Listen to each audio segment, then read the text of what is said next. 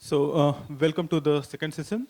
Before we, before we begin our session, Asim has some announcement. So just an announcement from Corinne and Tevian, who've announced a lunch discussion on physics education. So for people interested in physics education and the question of how can we teach physics more effectively, please contact Corinne and Tevian over lunch. Okay, so our next speaker is Sourav from IT Roper, and over to you.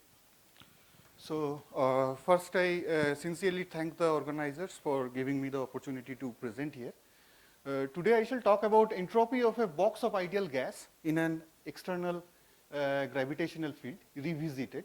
I have done this work in collaboration with Sumanto and Professor Padmanabhan, and the details of this work has been posted in the archive very recently.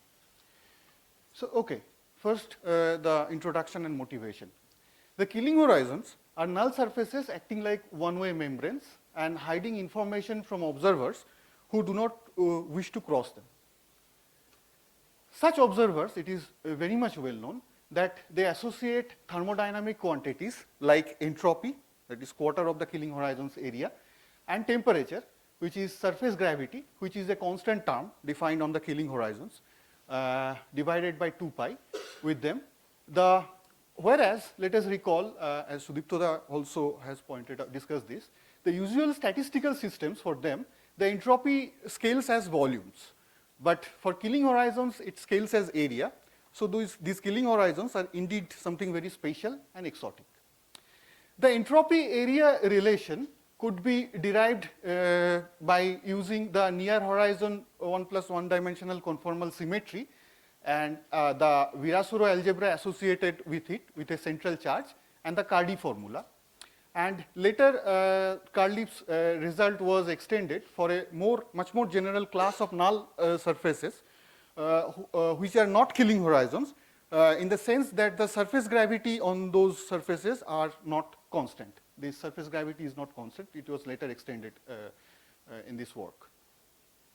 So given this exoticity of null surfaces or Killing horizons, it is interesting to ask how the entropy of a usual thermodynamic system, such as a box of ideal gas, behaves while probing the event horizon. The phase space volume element for general static spacetimes for such system reads like this. Here, xi is the time translational Killing vector field for the static spacetime. P is the form momentum. And this root over h d3x denotes the space-like hypersurface to which the time-like Killing vector field is orthogonal. This is just a theta function. Epsilon is the conserved energy. And d3p is the measure for the spatial 3 momentum. For static and spherically symmetric spacetimes, yes. So, yeah. Since for rotating spacetimes, we have another angular momentum entering here. So, yeah. So, for static and spherically symmetric spacetimes, the entropy near the horizon scales as this. Here, LP is the Planck length. I will be more specific, more explicit about why they come. The terms come, various terms come. And A perpendicular is the transverse area of the box which is close and tangent to the horizon. And n is the particle number. And beta local is the inverse temperature scaled by the Tolman factor. Now, in this talk, I should be focused on one specific question. What happens when we take non-static or non-spherical spacetimes? And in particular, here we will chiefly discuss what happens if we probe the Killing horizon of a non-extremal stationary axisymmetric, that is rotating black hole spacetime. And first I shall discuss things in 3 plus 1 dimensions, and then I'll show how we could go into arbitrary higher dimension. The metric signature will be mostly positive. So here is a little bit technicality. It is necessary for our analysis in order to construct the phase space volume measure. So we assume that our spacetime has a 2-dimensional abelian isometric group. So one vector is the time translational killing vector field, generates the time stationarity. Another one is the rotational killing vector field. It generates the axis symmetry. So these are the Killing's equation, and it is the commutator or Lie bracket. So it just says in physically that the order of the operations of these symmetries doesn't matter on any physical system in such spacetimes.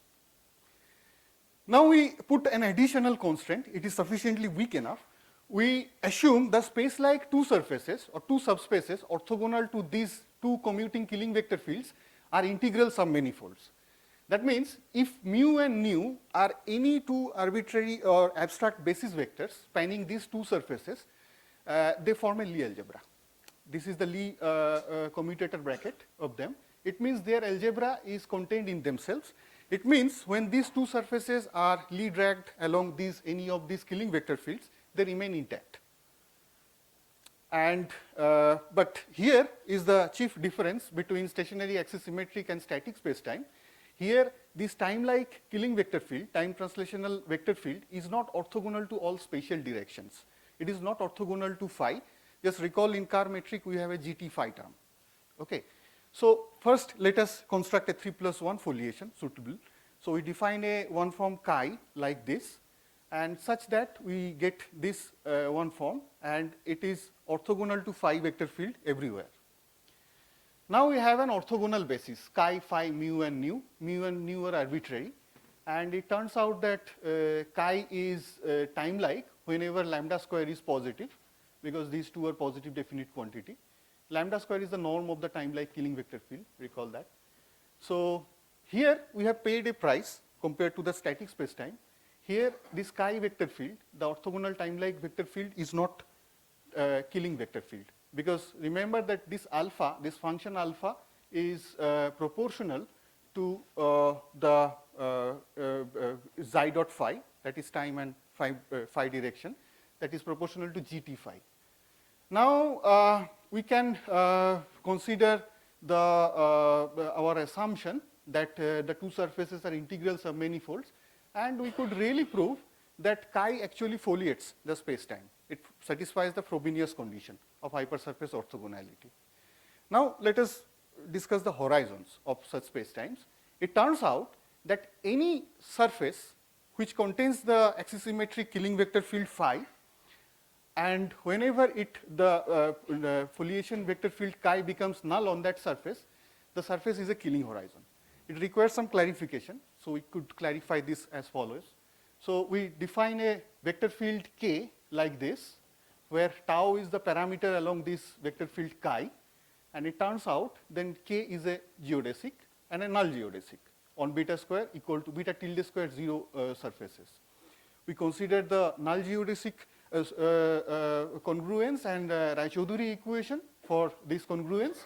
So this is theta is the expansion, sigma is the shear, and omega is the rotation. And we impose on matter fields that it satisfies the weak energy condition and the null energy condition, that is TAB UA UB is greater than equal to 0 for any time-like or null vector. This is necessary in order to ensure firstly the positivity of energy density, and secondly to ensure that the matter field does not propagate superluminally. So now a little algebra with the Raychaudhuri equation yields this equation. So this H hat AB is the metric on the spatial section on the horizon, and so this is a positive definite inner product. F square, recall, is the norm of the axisymmetric killing vector field, and this is a positive definite quantity by our assumption, because k is null vector field. So sum of two positive definite quantities vanish, and this can only happen if this inner product is 0. That means alpha is a constant on beta square equal to 0 surface. So it means since this one is a killing vector field xi, this phi is a killing vector field, whenever alpha is a constant, it means we get a killing vector field. Chi is also a killing vector field, and this means any beta tilde square equal to 0 closed hypersurface is a killing horizon.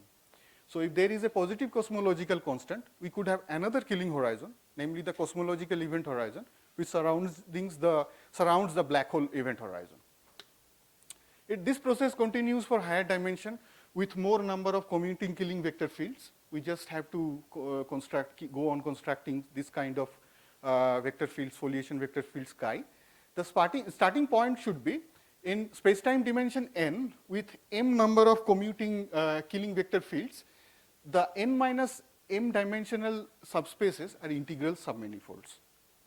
Anyway, so now we have a metric, abstract metric like this, and we assume that individual gas molecules move along geodesics with momentum PA, and we have this momentum dispersion relation, and we have this vector field chi as our foliation vector field. So we should use the space-like hypersurface orthogonal to this vector field chi as the volume integral measure in this phase space volume. So note that here we have taken this function Ex to be minus GAB chi A PB, sorry, it will be PB. And this is not a conserved quantity here, unlike static spacetime, because chi is not a killing vector field in general, but it is actually killing vector field on the horizon. So on the horizon, this quantity is well defined, but in any case, it is positive for future directed vector fields.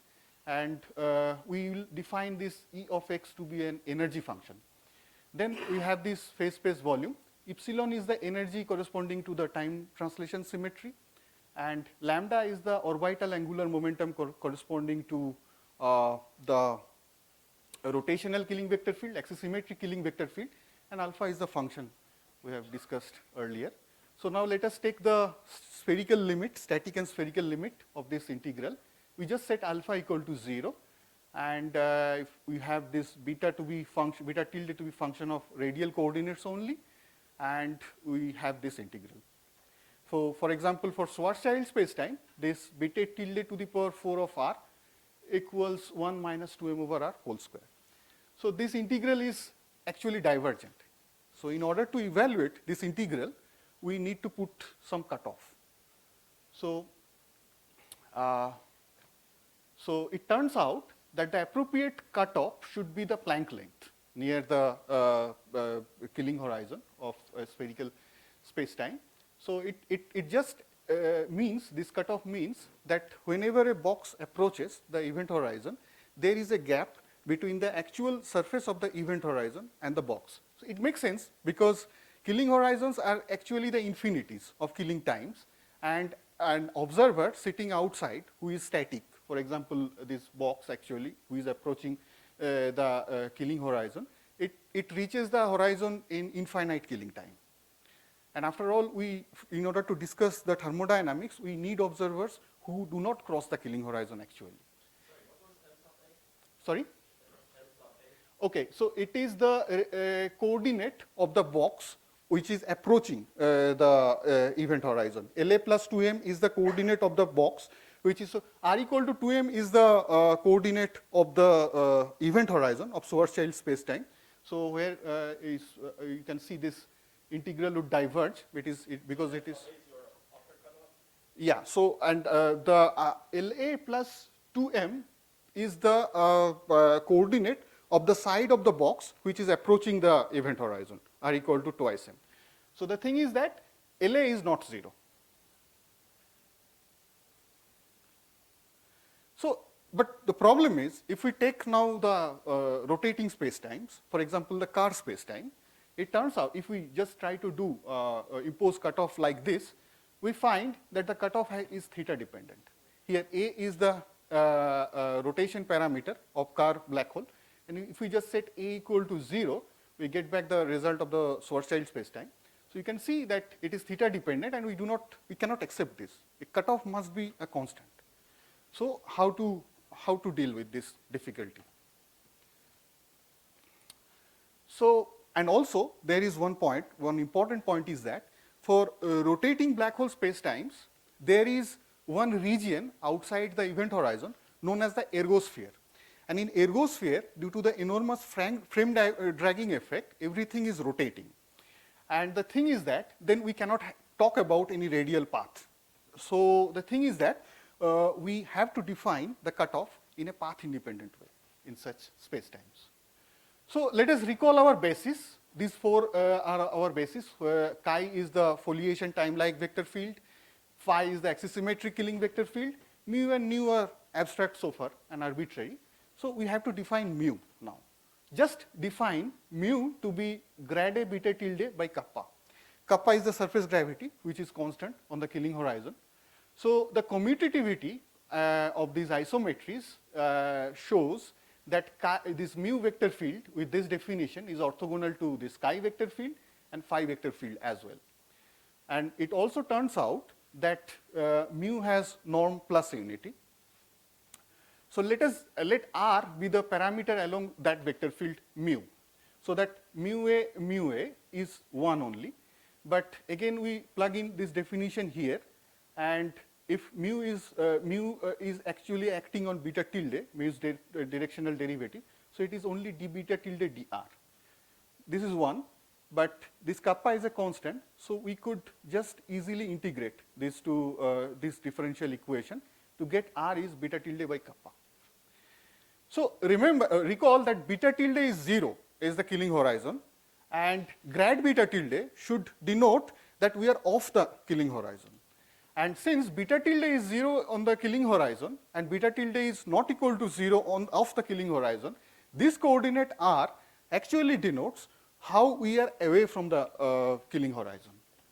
So infinitesimally, in other words, infinitesimally close to the killing horizons, we are using this function, the square root of this norm beta tilde, as to describe the notion how much we are away from the horizon. So that's the point. So in this basis, now the metric takes a very simple form. So we could just identify this part as the Rindler space, 1 plus 1 dimensional Rindler space, and we define the cutoff simply like this. So it's path independent, right? We are just using this function beta tilde. So now the rest of the things are straightforward. We have this phase space volume, this one particle partition function, and entropy, which is exactly similar to the static and spherically symmetric spacetime. And so it is now lengthy but straightforward to generalize this result, further generalization of this result for n-dimensional stationary axisymmetric spacetimes with m number of commuting killing vector fields. Results reads like this. And the results, of course, holds for de Sitter or cosmological event horizons. This formalism could further be extended to address the Hubble horizons in, for example, lambda CDM spacetimes evolving to de Sitter killing horizon. But I shall not go into that discussion, and the details could be found here. So summary and outlook, we derived the area scaling of entropy, of a box of ideal gas for rotating killing horizons. The imposition of the Planck length cutoff in a path independent way was very crucial here. And these results holds in equal footing for black hole event horizon and the cosmological event horizon. And we did not assume in particular that the horizon is spherical. We never assumed that a horizon is R equal to constant hypersurface. That means these results holds also for topologically non-spherical horizons. Because if we go to higher dimensions and if we allow for non-vanishing cosmological constants, whether positive or negative, the horizon topology could be different from spherical.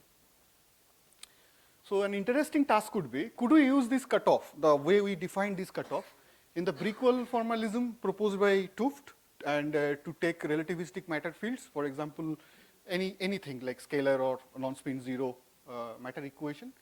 One interesting thing for the Kerr de Sitter, proposal for the Kerr de Sitter spacetime would be this. So Kerr de Sitter has two ergospheres. So this is black hole event horizon, this is the cosmological event horizon. The circles are the horizons, and these ellipse-like things are the ergospheres. So the ergosphere has the property that here the time translational symmetry breaks down and it becomes space translation symmetries. So it means that here we could have negative energy states. So one test particle which has positive energy here, it could come here, break into two parts. One has positive energy, one has negative energy. The negative energy could fall inside the black hole event horizon, and the positive energy could come again outside.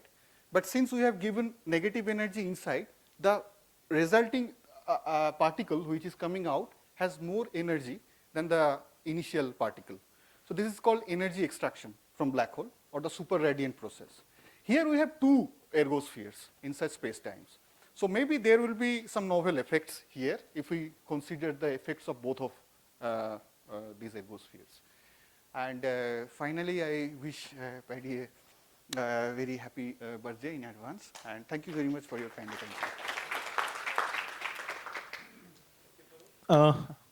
Time for some questions. Yeah, could you put the last few graph on, please? And you have an ergosphere, Yeah. that one, yeah. You have an ergosphere associated with the cosmic event horizon. I've never thought about that. Yeah. That has nothing to do with the universe rotating at all, does it? Or Yeah, so it does? yeah. The thing is that here I have a rotating object, Yeah, I know that. It's for a the black rotating hole, yes, I'm familiar compact with object, and I have a frame dragging everywhere. that. From the black hole on the cosmic event horizon. Yeah. Yeah, so I could be a little bit explicit if I have What happens if some there's time. two black holes, one rotating one way, one rotating the other? They undo that, and then there's no ergosphere? Sorry, I could not get it. If you have two black holes, one's rotating one way, the other's rotating the other way, then Yes. there's no ergosphere associated with the cosmic event horizon? So I don't know how to describe two black holes, two rotating black holes together, because that would lead to naked singularity. I mean, multi-black hole solutions which are rotating are naked singular. It has been proven by Hawking and Huttle. So I mean, surely they exist in nature because they are widely separated. But in one equal footing, in one solution, what I'm saying, I don't know how to describe them. So here, I mean, the frame dragging effect would be there in the cosmological event horizon also. But I mean, for actual black holes, I mean, in astrophysical black holes, that would be negligibly small. But I mean, there could be some black hole in early universe which had effectively higher cosmological value, higher value of cosmological constant, which were very smaller in size. Is there a distance dependence to the frame dragging? The frame dragging would decrease with distance.